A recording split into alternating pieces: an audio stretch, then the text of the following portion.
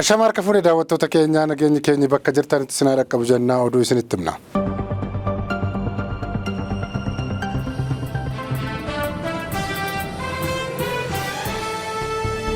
Akkatti shamarree Qananii Addunyaa Waaqoo duutee qorachaa jiraachuu poolisiin Finfinnee beeksiseera. Poolisiin bulchiinsa magaalaa Finfinnee dhimma du'aatii shamarree Qananii Addunyaa Waaqoo irratti qorannoo gaggeessaa akka jiru kan ibse har'adha.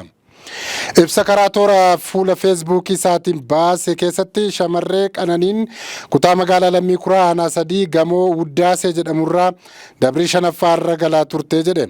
Akka lakkoofsa Giizitti dilbata darbe gara barii sa'a 10 irratti karaa alwaadiishii yookaan kutaa nyaata bilcheeffattuun kan jiru barandaa irraan ammaaf sababa hin baramneen kuftee akka argamte kan beeksise poolisiin.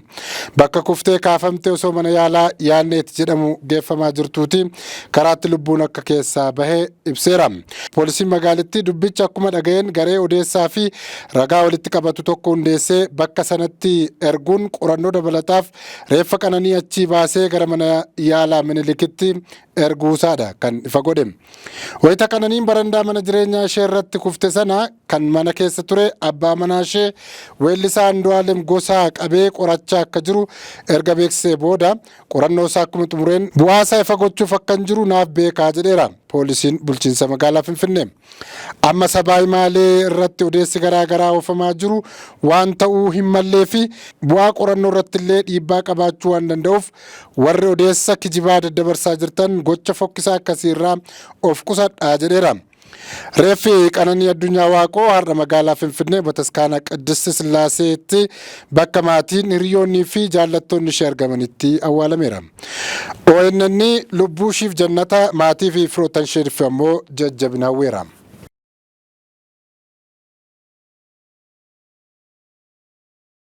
Waraanni Tigraay namoota hidhaa fi ajjeesaa jira jechuun bulchiinsi naannichaa himate. Gareen Dabratsiyoon caasaa mootummaa qabsiifamaa jira jedhameera. Bulchiinsi yeroo naannoo Tigraay hidhattoonni naannichaa bakka adda addaatti namoota nagaa ajjeesaa fi hidhaa jiraachuu komateera. Pirezidaantiin bulchiinsa yeroo naannichaa obbo Geetaachoo Raddaa kaleessa galgala ibsa afaan Ingiliziin kennaniin haalli Tigraay keessaa gara seera dhablummaatti deemaa jira jechuun ibsaniiru. Caasaan bulchiinsa yeroo humnaan diigamee deeggartoota kan jedhamanii hidhamaa jiru. Waraanni Tigraay kan hidhattoota nageenya naannichaa jedhamanii waamaman amma ifatti garee Dr. Dabratsiyoon tumsuun caasaa bulchiinsa yeroo diiganii garee sanatti kennaa jiru. Magaalaa Maqalee fi Addi Godoom keessatti waraanni namoota nagaatti dhukaasanii hedduu madeessaniiru jechuun obbo Geetaachoon karaa toora X isaaniitiin beeksisaniiru. Waraanni Meejar Jeneraal Yohaannis Walda Giyoorgisiin ajajamu karaa kibbaarraan gara Maqalee geessu kutee magaalittiitti marseera.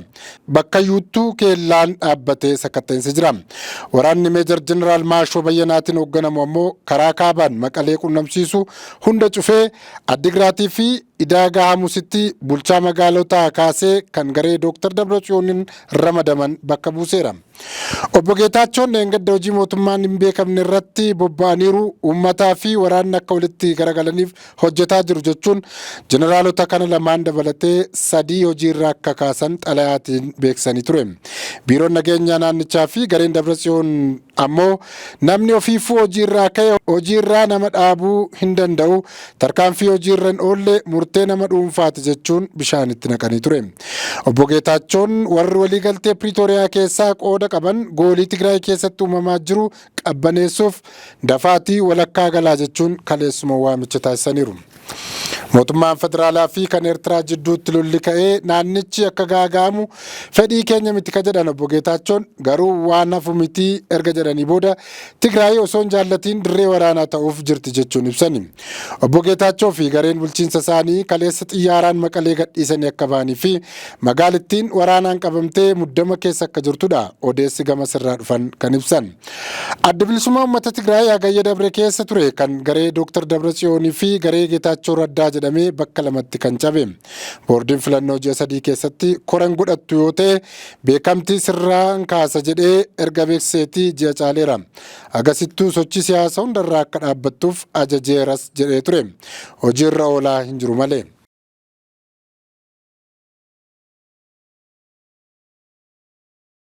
Lammiileen Itoophiyaa 43 Maayinaamaar keessatti guramanii turan har'a gara biyyaatti deebi'an. Lammiileen Itoophiyaa dabalataan Maayinaamaar keessatti haala rakkisaa keessa turan 43 gara biyyaa deebi'uu ministeerri dhimma alaa Itoophiyaa beeksiseera. Haga ammaatti lammiileen 75 biyyatti deebi'aniiru. Imbaasiin Itoophiyaa Indiitti argamu tattaaffii taasisaa tureen lammiileen kunneen nagaan gara biyyaatti akka deebi'antu dhaga'ame. Haaluma wal fakkaatuun imbaasiin Itoophiyaa Jaapaanitti argamus lammiilee Itoophiyaa Maayinaamaar keessatti haala rakkisaa keessa jiran guyyoota lama dura lammiileen 32 gara biyyaatti kan deebi'e yoo ta'u har'as lammiileen 43 deebi'aniiru. Finfinneetti hojjetaan baankii daldalaa namoota 2 ajjeesee ofis galaafate. Finfinnee kutaa bulchiinsa Lidataa aanaa 6 keessatti damee baankii daldalaa Itoophiyaa naannawaa Addabaabaayii Kaarl jedhamee waamamutti namni tokko namoota 2 ajjeesee ofis galaafachuu poolisiin magaalittii beeksise. Taateen kun kan mudate akka lakkoofsa Itoophiyaatti kibxata gaafa 2 bara 2017 yoo ta'u haalli du'a namoota 3 sababa akka ta'e uumame gaaffiin jaalalaa kiyyaa deebiin arganne sababa jedhuun akka ta'e poolisiin ibseera.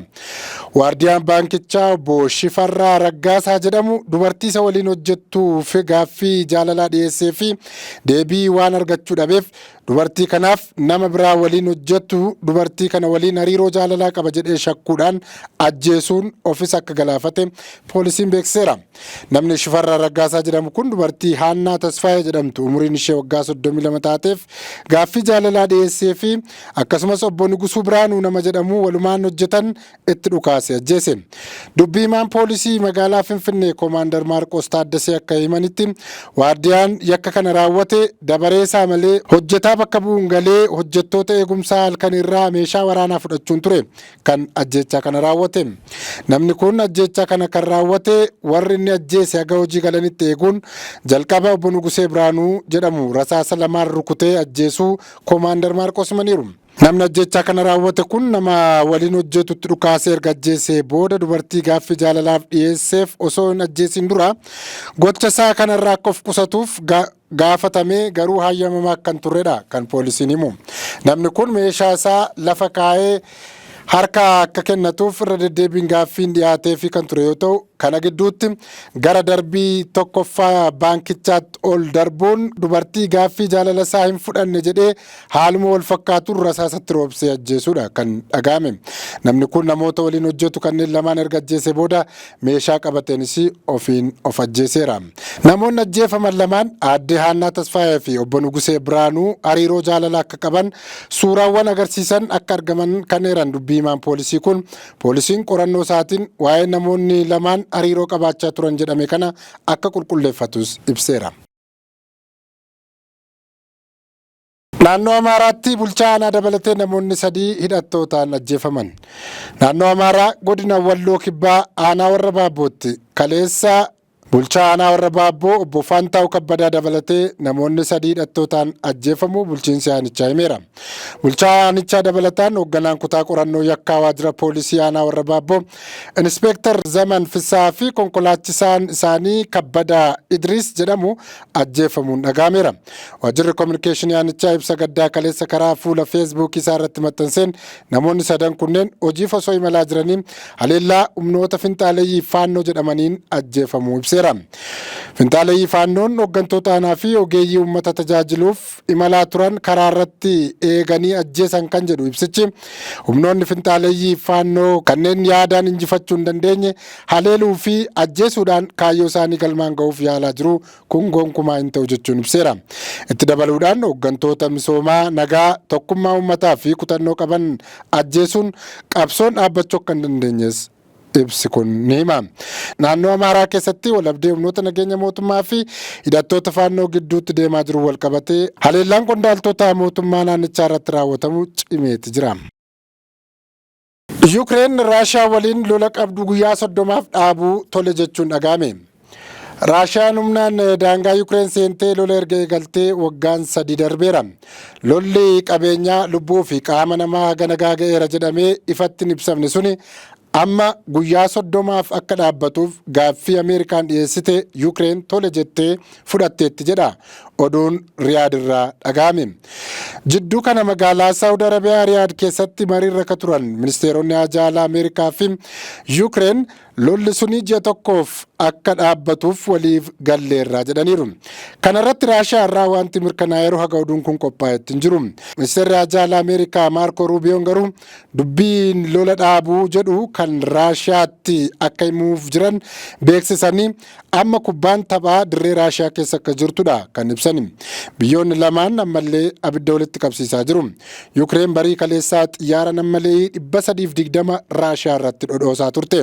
Pireezidaantii Yuukireen Volodimir Zelenskiin waamicha Doonaald Tiraampiin masaraa Ameerikaa erga deemanii booda albuuda Yuukireen nuuf mallatteessi jedhamnaan wabii nageenyaa maalan qabaaf mallatteessa jedhuun dubbii jabduu isaanitti dhalatee osoo waliif hin galiin adda galanii ture. Zelenskiin booda erga biyya ga'aniitii tole nan mallatteessa jennaan Ameerikaan akkas malee koottu jettee garteessee Riyaad keessatti waliin mari'atte.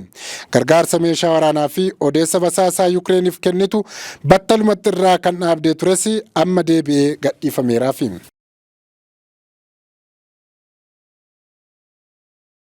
Egaan kabajamtoota daawwattoota keenyaa oduu har'aaf jenne kanumaan goolabnaa turtii gaarii isiniin jenna.